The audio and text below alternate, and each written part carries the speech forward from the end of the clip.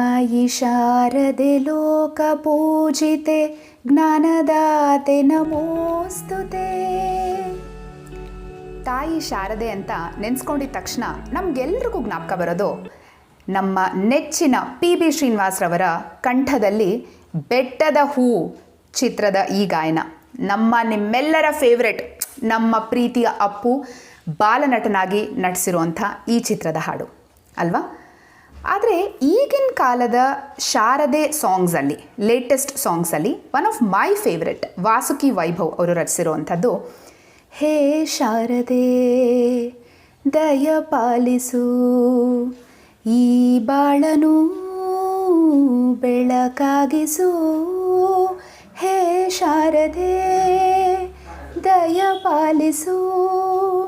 ಈ ಹಾಡು ಕನ್ಫ್ಯೂಸ್ ಆಗ್ತಾ ಇದ್ದೀರಾ? ಏನು ಮೇಡಮ್ ಇಂಗ್ಲೀಷ್ ಹೇಳ್ಕೊಡೋದಕ್ಕೆ ಬಂದುಬಿಟ್ಟು ಹಾಡು ಹೇಳ್ತಾ ಇದ್ದಾರೆ ಅಂತ? ನಿಮಗೆ ಕನ್ಫ್ಯೂಸ್ ಮಾಡೋದೇ ನನ್ನ ಉದ್ದೇಶ. ಕನ್ಫ್ಯೂಸ್ ಮಾಡಿಬಿಟ್ಟು ಕ್ಲಾರಿಟಿ ಕೊಡಬೇಕು, ಆವಾಗಲೇ ಮಜಾ ಇರೋದು ಅಲ್ವಾ.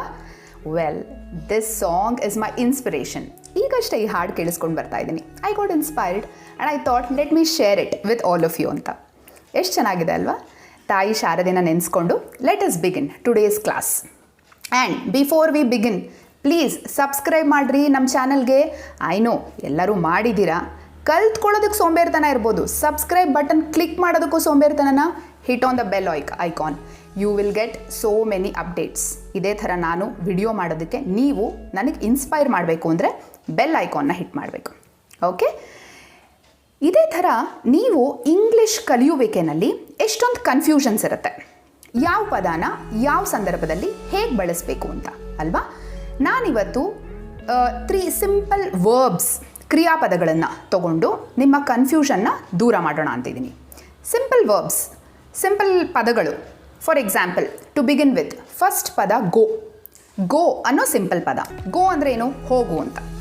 ಹೋಗುನ ನಾವು ಬೇರೆ ಬೇರೆ ಸಂದರ್ಭದಲ್ಲಿ ಹೇಗೆ ಉಪಯೋಗಿಸ್ತೀವಿ? ನಾನು ಹೋಗಿದ್ದೆ, ನಾನು ಹೋಗ್ತಾ ಇದ್ದೀನಿ, ನಾನು ಹೋಗ್ತೀನಿ, ಅಥವಾ ಅವಳು ಹೋದ್ಲು, ಅವನು ಹೋದ, ಹೀಗೆ ಬೇರೆ ಬೇರೆ ಫಾರ್ಮ್ಸ್ ಉಪಯೋಗಿಸ್ತೀವಿ ಅಲ್ವಾ. ಹೋಗು ಅನ್ನೋ ಪದಾನ ಸಂದರ್ಭಕ್ಕೆ ಅನುಸಾರವಾಗಿ ಬೇರೆ ಬೇರೆ ರೀತಿಯಲ್ಲಿ ಉಪಯೋಗಿಸ್ತೀವಿ. ಇದೇ ರೀತಿ ಕನ್ನಡದಲ್ಲಿ ನಾವು ಗೋದು ಡಿಫ್ರೆಂಟ್ ಫಾರ್ಮ್ಸ್ ನೋಡೋಣ. ಏನೇನು ಪದ ಬಳಕೆ ಆಗುತ್ತೆ? ಗೋ ಹೇಳ್ಬೋದು, ಗೋಯಿಂಗ್ ಹೇಳ್ಬೋದು, ಗಾನ್ ಹೇಳ್ಬೋದು. ಗಾನ್ ಪಾಸ್ಟ್ ಟೆನ್ಸಲ್ಲಿ ಬರುತ್ತೆ, going future tense, go present tense. To keep it simple. Okay, ನಾನು ಗ್ರಾಮರ್ ಎಲ್ಲ ಹೇಳ್ಕೊಡೋದಿಲ್ಲ. ನಮ್ಮ ಸೆಲ್ಫ್ ಅಕಾಡೆಮಿದು ವೈಶಿಷ್ಟ್ಯತೆ ಅಂದ್ರೆ ನಾವು ಗ್ರಾಮರ್ ಇಲ್ದಿರ ನಿಮಗೆಲ್ಲ ಇಂಗ್ಲೀಷ್ ಹೇಳ್ಕೊಡೋದು. ಹಾಗಾಗಿ ನಾನು ಗ್ರಾಮರ್ ಮೇಲೆ ಜಾಸ್ತಿ ಸ್ಟ್ರೆಸ್ ಕೊಡೋದಿಲ್ಲ.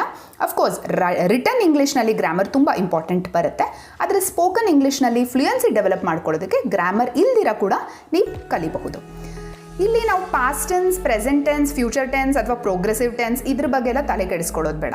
ನಾನು ನಿಮಗೆ ಪದ ಬಳಕೆ ಸಂದರ್ಭಕ್ಕೆ ಅನುಸಾರವಾಗಿ ಮಾತ್ರ ಹೇಳ್ಕೊಡ್ತೀನಿ. All set? ಓಕೆ, ಈಗ ಗಾನ್ ಅನ್ನೋದು ನಾನು ಪಾಸ್ಟ್ ಟೆನ್ಸ್ ಅಂದರೆ ಭೂತಕಾಲದಲ್ಲಿ ಉಪಯೋಗಿಸ್ಬೇಕು ಅಂತ ಹೇಳಿದೆ. ಗಾನ್ ಬದಲು there is also another word, it is went. Went ಅಂದರೆ ಕೂಡ ಅದು ಪಾಸ್ಟ್ ಟೆನ್ಸಲ್ಲಿ ಬಳಕೆ ಮಾಡುವಂಥ ಪದ.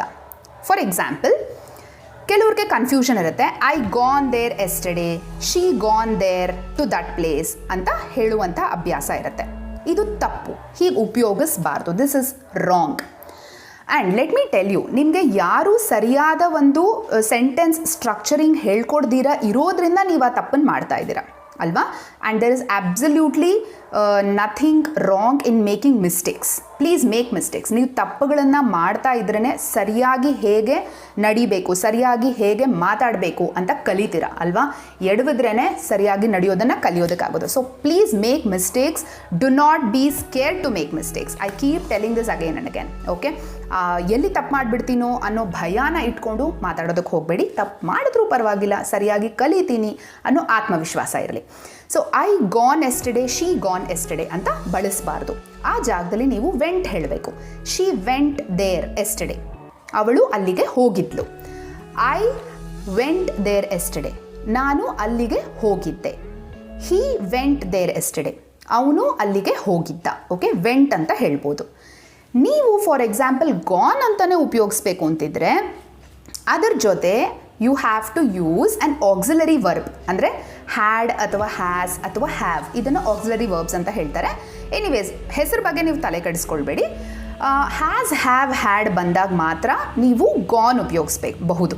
ಅಂದರೆ he has gone there, she has gone there, she had gone there, he had gone there, ಅಥವಾ I had gone there, I will be going there. ಅದು ಮತ್ತೆ ಫ್ಯೂಚರ್ ಟೆನ್ಸ್ ಆಗುತ್ತೆ.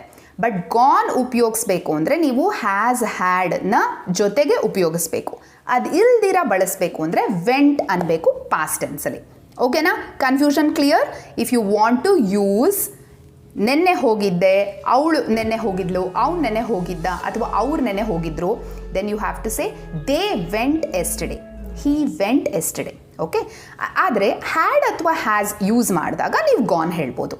I had gone yesterday, he had gone yesterday. ಓಕೆನಾ? Clear? All right. ನಾವು we will go to another form of go.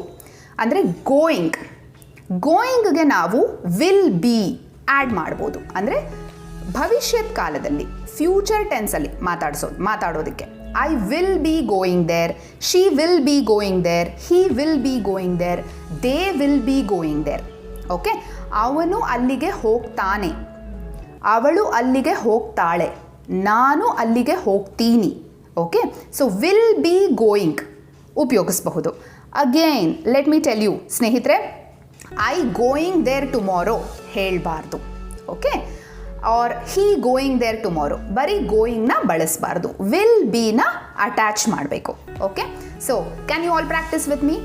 I will be going there tomorrow, or he will be going there tomorrow, or she will be going there tomorrow, or they will be going there tomorrow. Okay? Will ಬಿನ add ಮಾಡಿಬಿಟ್ಟು going ಹೇಳಬೇಕು. ಗಾನ್ಗೆ had ಅಥವಾ has add ಮಾಡಿ ಹೇಳಬೇಕು. Go you can use it very easily. I have to go there ಅಂತ ಹೇಳ್ಬೋದು. You have to go there ಅಂತ ಕೂಡ ಹೇಳ್ಬೋದು. But you also can say you go there, ಅದು ಕೂಡ ಸರಿ. ಓಕೆ? ಯು ಗೋ ದೇರ್ ಅಂದರೆ ನೀನು ಅಲ್ಲಿಗೆ ಹೋಗು. I have to go there, ನಾನು ಅಲ್ಲಿಗೆ ಹೋಗಬೇಕು. I will be going there, ನಾನು ಅಲ್ಲಿಗೆ ಹೋಗ್ತೀನಿ. ಐ ಹ್ಯಾಡ್ ಗಾನ್ ದೇರ್, ನಾನು ಅಲ್ಲಿಗೆ ಹೋಗಿದ್ದೆ. Okay? So go, gone, going, ಇದು ಮೂರು forms of the same word. How it can be used, but what I am talking today is only to remove the confusion. Okay? ಗಾನ್ನ ನೀವು I gone, she gone, he gone ಅಂತ ಹೇಳಬಾರ್ದು, ಅದು ತಪ್ಪು ಬಳಕೆ. ಆಮೇಲೆ I going, she going, he going ಅಂತ ಕೂಡ ಹೇಳಬಾರ್ದು, ತಪ್ಪು ಬಳಕೆ. What you should use? Gone ಹೇಳಿದಾಗ ಹ್ಯಾಡ್, ಹ್ಯಾಸ್, ಹ್ಯಾವ್ ಅದನ್ನು ಯೂಸ್ ಮಾಡಬೇಕು. ಆಮೇಲೆ ಗೋಯಿಂಗ್ ಹೇಳಿದಾಗ ವಿಲ್ ಬಿ ಆ್ಯಡ್ ಮಾಡಿ ಹೇಳಬೇಕು. ಆದರೆ ಗೋಗೆ ಆ ಥರ ಏನು ಕಂಪೆಲ್ಷನ್ಸ್ ಇಲ್ಲ. You can use it without using the auxiliary verbs also. Okay?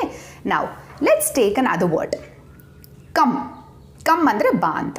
ಅದರದ್ದು ಬೇರೆ ಬೇರೆ ಫಾರ್ಮ್ಸ್ ಏನು? Came, coming. Okay? Came and coming.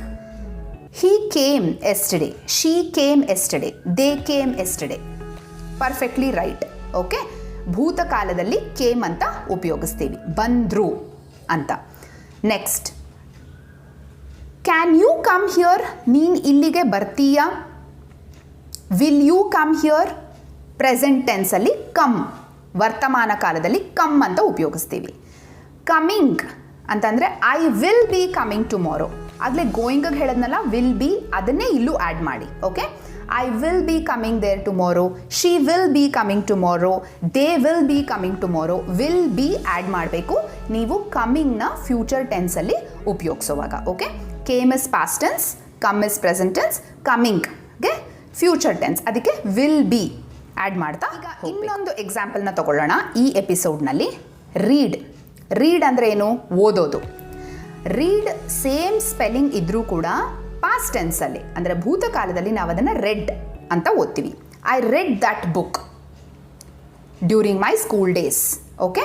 ಓದಿದ್ದೀನಿ, ಓದ್ತಾ ಇದ್ದೀನಿ, ಐ ಆಮ್ ರೀಡಿಂಗ್.